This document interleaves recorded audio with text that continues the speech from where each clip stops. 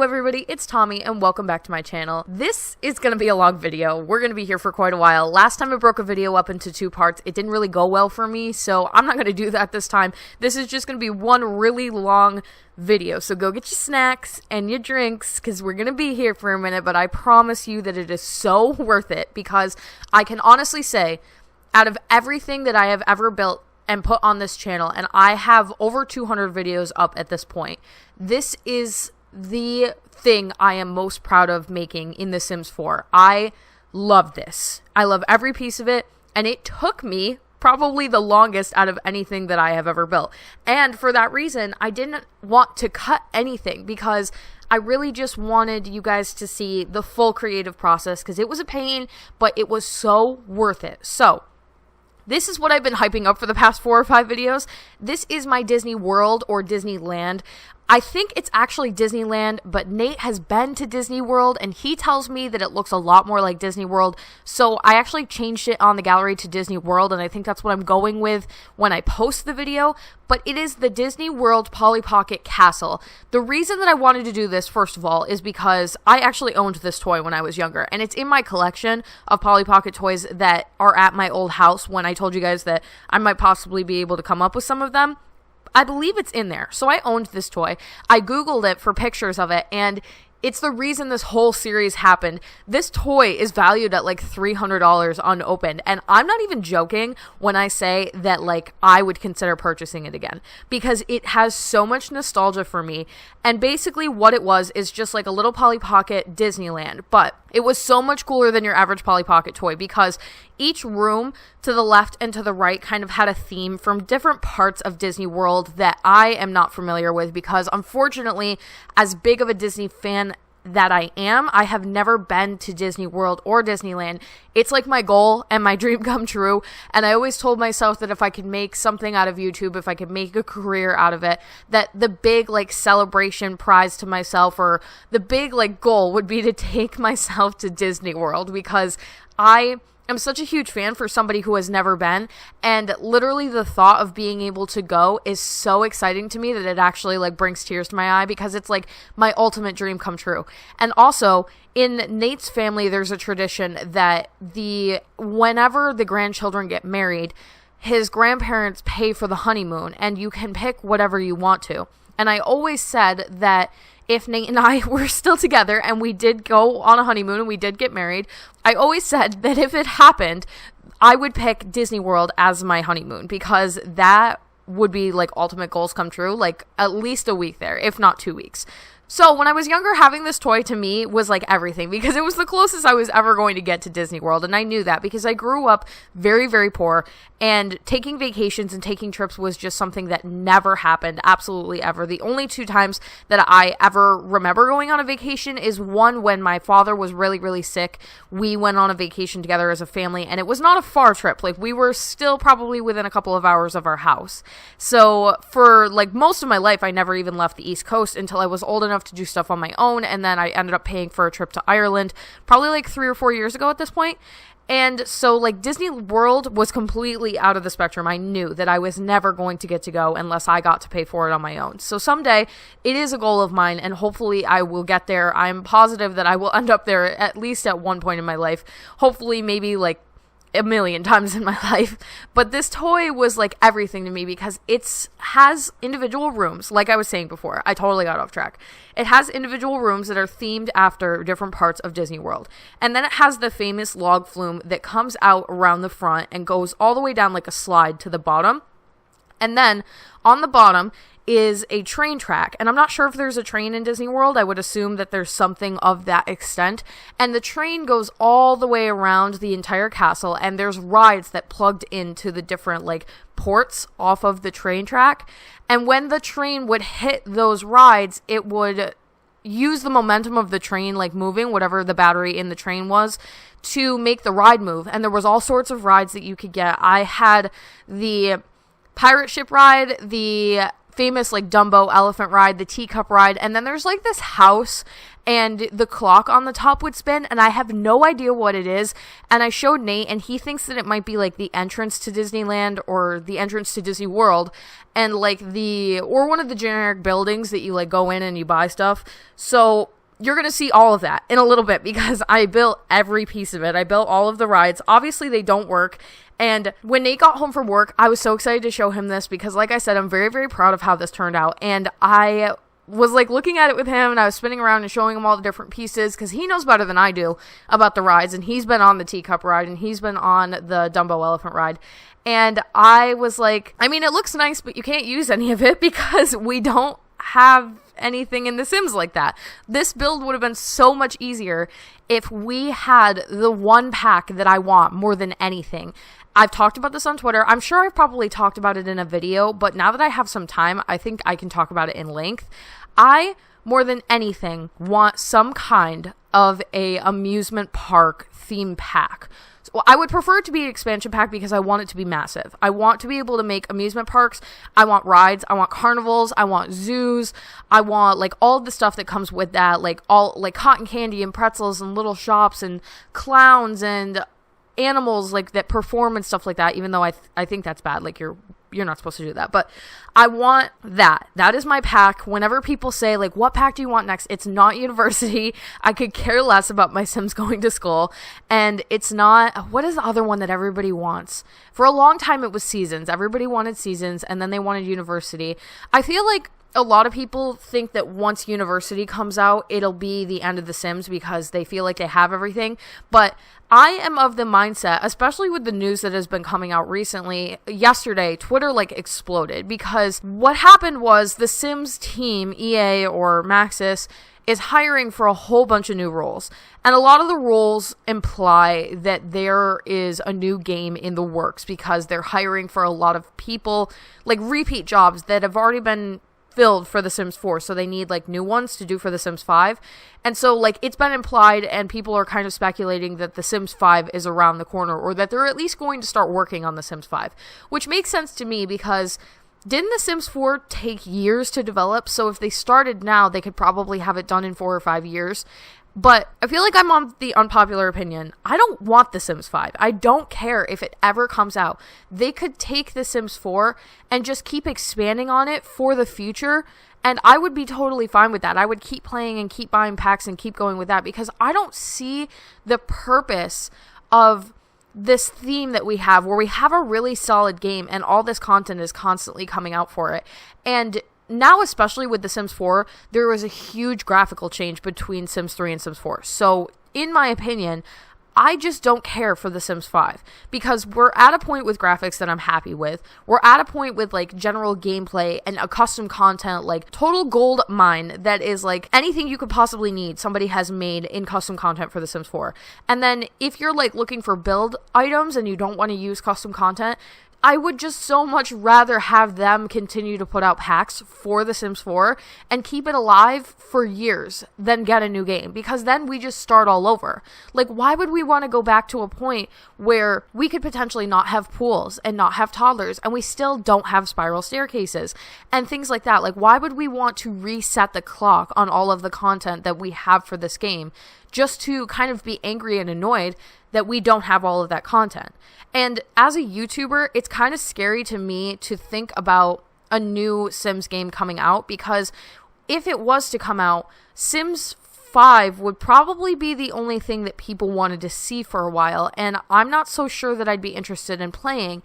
And it would suck that as a Sims YouTuber, I would kind of be forced to make a transition over to a game that I'm not necessarily interested in. And I guess that's speaking a little bit too early, because once The Sims 5 comes out and once they actually drop a trailer for it, which I do not believe is going to happen for years, I may be of a different opinion. So I definitely am going to say that right now, that it's definitely possible that I would be way interested in it. Like, they could bust out some bombing trailer and I would be so excited and totally ditch The Sims 4.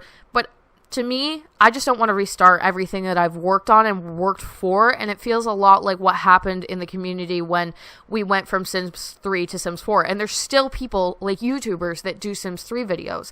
And I was one of those people that immediately jumped into Sims 4 because I liked it better. So I could be speaking too early, but I'm not interested, and I could go without it probably for my entire life. Maybe I would feel differently 20 years down the road, but I just would rather have massive amounts of content for this game and not worry about developing a new one, because if you have something that's good, why fix it? It's like a constant theme of why try and fix things that are not broken.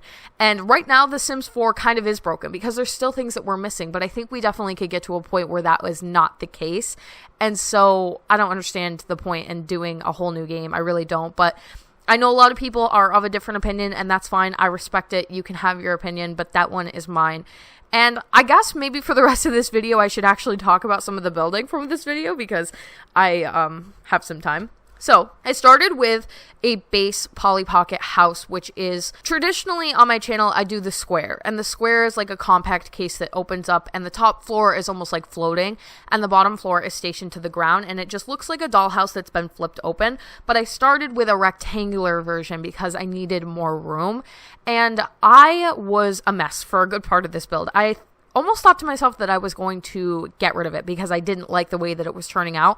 But once I added the train and the train tracks and all of the different rides that are going to go around, I really am glad that I stuck with continuing this build. It's just that with all the layers of different things that are going on, like, there's rooms in this that are not accessible. There was a lot of foundation work that I had to put in piece by piece because for some reason my game still has this glitch where it's not allowing me to use the second floor. And maybe it's this slot, I'm not sure, but I don't have any build and buy mode custom content in my game, so it shouldn't be doing that anymore, and it still does. So that was really aggravating because that meant that I had to place each foundation piece if it went on the second floor of this build individually, and that's annoying. So if anything got cut out of this video, that's what got cut out. Also, sizing is a little bit difficult because you have to try and figure out how large you want things to be because it's a dollhouse where the dolls would obviously, like, if you were playing with this house, you would just lift the doll up to a different thing and it wouldn't really matter the scale. Like, rides are very large, obviously. So rides can be almost whatever size you want them to be, but you have to think about it like a sim. If a sim was standing next to the object, how big would it be? So the merry-go-round and all of the rides and the rocket ship, which I believe is supposed to be a ride, you have to kind of scale them with each other so that one just doesn't look monstrously big compared to the other. But again, I'm not sure why I care because it's not like anybody would use this for anything. If we had like a Roaring Heights type of pack or an amusement park type of pack, then it would be a way different ball game, but we don't. So you really can't use this. I think if you wanted to, you could clear out, actually I left that bottom room open. That entire like area underneath the log flume is completely open. So you definitely could use that if you wanted to like make this into a house. There would be a lot of random objects, and I'm not sure like what happens when you use debug items that Sims traditionally like to pick up, if they can still pick it up, if it's scaled up. So when I built the teacup ride, I took a teacup from the game, from the debugs items, and I scaled it up. So I wonder what would happen if a sim wanted to interact with that cup in some way, if they would be able to pick up the giant teacup. That would be interesting to note. One of the things that was driving me the most crazy when trying to do this build was how I was going to do the downsloping motion of the water flume, because it motions down from one level to the other, and I couldn't really get the flow of it to go correctly with the way that walls work in The Sims 4. I opted out for the kids slide, and although it definitely is not exactly what it was supposed to look like, I think at the end of the day, I'm happy with it. It's just barely enough to pass for me. And I honestly don't know what I would have done otherwise. So I just opted for that and hope that you guys enjoy it and just take it as it is. And for the trains, those are actually kid trains that I sized up. I think those are kid trains, like the kids use them in the game, that I sized up. I also sized up a tunnel from cats and dogs. Oh my god, I cannot find my words today. To have a tunnel that the trains would go through, even though the tunnel is not a part of the actual toy. It was just something that I wanted to add onto it. When I had this toy, I didn't have all of the little people that came with it. It usually came with like a bunch of Disney princesses, and it came with Peter Pan and Wendy, and some, I think, princes. And I was always so obsessed with different like princes when I was younger. I loved the princes. But I didn't have them. I didn't have them for this game or this toy. For some reason, I had either lost them, or I don't remember if I inherited this toy from somebody else, and so I didn't have it. So what I ended up using was, my brother used to collect these little miniature Dragon Ball Z figures. Like tiny enough that they were in scale with the characters from this dollhouse. So I went in his room one day and I was looking through the characters and I stole the Goku, and the Goku officially became the boyfriend of all of the Disney princesses that I had for this castle. And I think that Goku is way cooler than any prince that has ever been in any of the Disney movies. So I hid it and I kept it from him, and I never told him, and I still have never told him that I stole that from him, because he was like the prince, like the one that I used for all of them. And at the time I was a huge fan of Dragon Ball Z, so Goku was just like way cooler than anybody else that I could possibly want. And so he was like the prince that I used for all of them. If it was Ariel or Cinderella, he was always the prince, and I was super protective over him. And when other people would want to play with this toy, I wouldn't let them use him, because I was that kind of child. Like, I was a total brat and wouldn't share toys. And it's funny because I'm so different nowadays, but my family actually used to, or still does, make comments about how, I guess you could say, nasty of a child I was, just like not very kind and didn't share things and very spoiled. And it's so funny because I'm such the opposite type of person now. And a lot of ways, I feel like everybody else in my family can often be very spoiled, and I'm the one that's just kind of like, oh no, it's okay, like, you can have it, like, you know what I mean, like, very, like, giving and sharing and constantly worried about other people and not worried about myself type of a person. So it's funny, like, how much I've transitioned from being a little kid, but I do remember having this toy, and I remember never, ever, ever sharing the Goku. A lot of the objects in this build are debug. And I think that elephant that I'm using for the Dumbo ride is a debug item, I believe. Maybe it's not. Maybe it's just a traditional bush. I'm not always 100% sure with the items in this game. I am like the worst person when it comes to knowing. And it's so funny because I'll watch other people's videos, like other YouTubers, and they're like talking about a specific object, and I'm like, wow, I didn't even know we had that. Like, I will be playing this game and I will still find things that I had no idea we even had. And that just shows how little attention I pay. But I ended up using that. It's the only elephant-shaped object that we have in the game. I do think that this would have been an entirely different build if I had used custom content. And part of me wants to take this castle and not change anything, like keep the shape and everything, but maybe redo it with some Disney custom content and then leave links in my description box so that you guys can use it, because I do have links for a bunch of like Disney statues that I've used in other builds back when I did build with custom content. So I definitely could make the Dumbo ride look a lot more exact. I could make the teacup ride look a lot more exact. And I could use some of the Disney references that are all over, because when you actually see this toy, and you can Google it if you want to, it's just like Polly Pocket Disney World Castle. Everything that you see where there's like an art piece hanging on the wall, that's actually like a Disney version of that art piece. So there was like a big mural of Mickey in the front, and the train had a huge Mickey Mouse on it, and a lot of like obviously Disney things. So I had to make do with what I had and obviously just replace everything with things that were close in The Sims 4. And we don't have anything that's like very, almost like mystical, magical, fairy, magic, you know what I mean? But I think that the next game pack that we're going to get is actually witches or something similar. Not that that's going to have anything to do with this, but it might contain some magical objects that would be a little bit better for builds like this and stuff like that.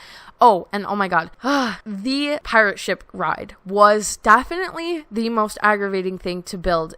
I was literally searching for over an hour to find that pirate ship. I believe it's a debug item that you can get, but I knew we had it in the game. So I was scrolling through the debug items to try and find the stupid pirate ship, because I didn't want to use any of the other ones. This one was just the one that looked like closest to the actual ride, and I knew I needed to use this. So literally over an hour of this build was spent looking for that item and me Googling and trying to find lists and where can I find this, because I searched ship, ocean, fish, sail, couldn't find it, it was not coming up.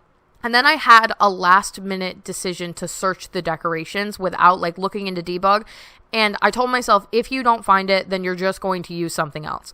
And I was scrolling, and there it was, of course. After hours of searching, I probably should have just gone to decorations in the first place, because it's a decoration. What were you thinking? And I found it.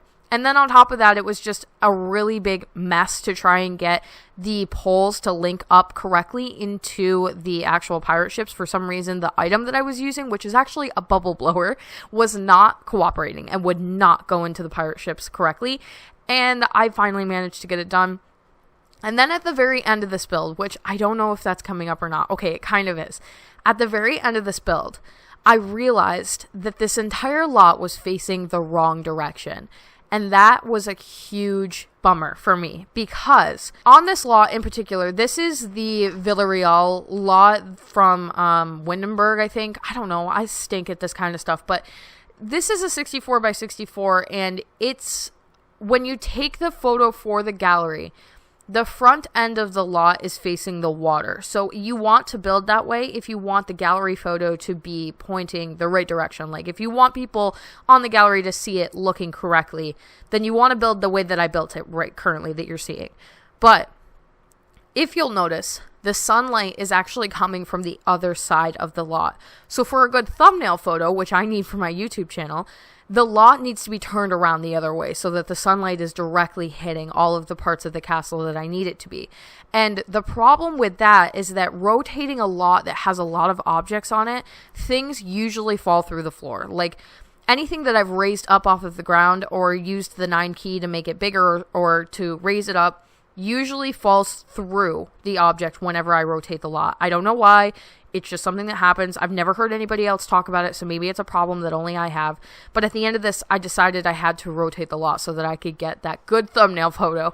And I was amazed because when I spun it around, nothing was broken. Like none of the elephants had fallen down, none of the pirate ships.